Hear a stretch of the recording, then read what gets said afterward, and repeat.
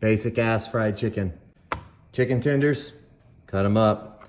Salt, both sides. Pepper, garlic powder. On one side, hit it with some smoked paprika. Grab your most trusted old ass pot, the one that holds up to all your frying shit, and turn your fire on. All right, for this, you don't need to use a thermometer or anything. We're not doing bone-in chicken. All you need to do is sprinkle a little bit of water from your fingers. And when it talks back at you, it's ready to go. Flour.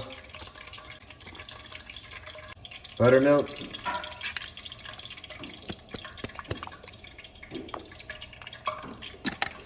Panko.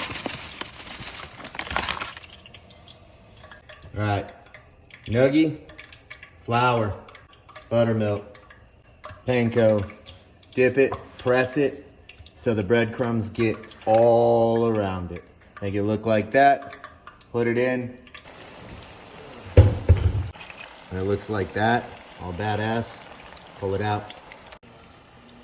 Use whatever you like, pull the chicken out. I got this bad boy thrifting with my mom in Kerrville. It's my favorite fruit.